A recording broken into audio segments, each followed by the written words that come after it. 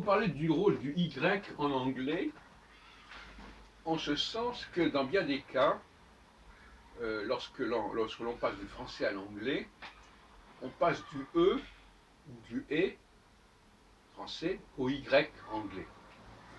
Un cas classique, c'est beauté, beauté qui devient beauty. Mais beauty, ça s'écrit comme beauté, sauf que le E accent aigu à la fin, mais en Y. Sincerity, c'est un E accent aigu qui devient un Y. Et on pourrait continuer comme ça indéfiniment. Même le marqueur adverbial LY est probablement issu du français LE.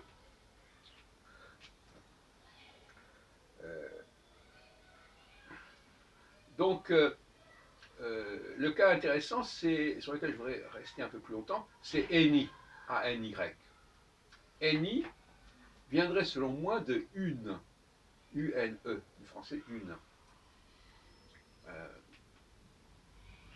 Par exemple, je ne veux rien, je ne veux, I don't want any. On ne dit pas forcément I want nothing. I don't want anything.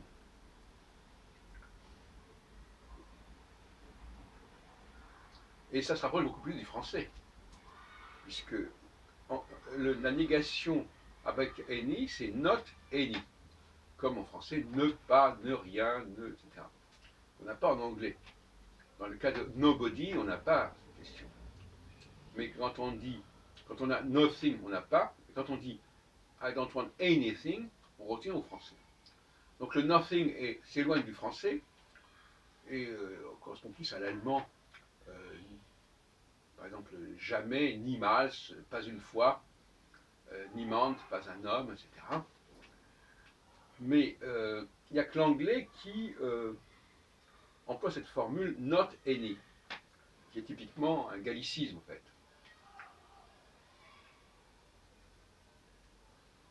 Et on voit bien que l'article définit même et ou an ou any a quelque chose de français finalement.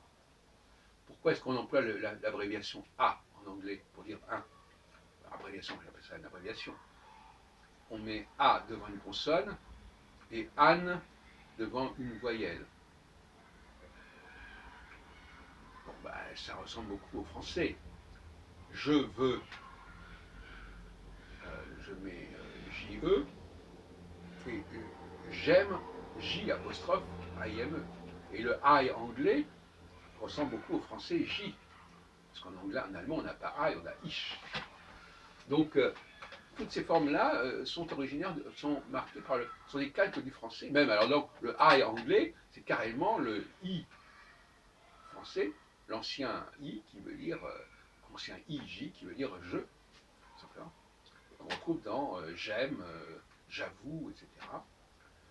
C'est pas plus compliqué que ça. Sauf que les Anglais disent, au lieu de dire le J, ils disent le I, ils prononcent le I. Et en passant, le Y, le Y anglais, ça se dit UI, c'est-à-dire le UI. Bon, passons. Donc, on a là une mine encore d'influence française, parce qu'on trouve ça nulle part ailleurs. Hein.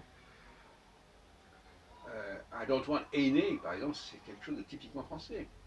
Hein, j'en veux pas un seul, bon, ça n'existe pas, ni en espagnol, ni en hébreu, ni en allemand, ni en russe, etc. Donc, là, c'est intéressant. Puis alors, je continue comme ça, dans le domaine de la linguistique. Le ancien onc en français qui veut dire jamais, s'opposerait au nunc, N-U-N-C, qui veut dire maintenant. Alors, on dit maintenant ou jamais. Donc là, on enlève le N de nunc, maintenant, et quand on enlève le N, ça veut dire jamais. Enfin, ce sont des bizarreries que je vous signale en passant, pour ce que ça vaut.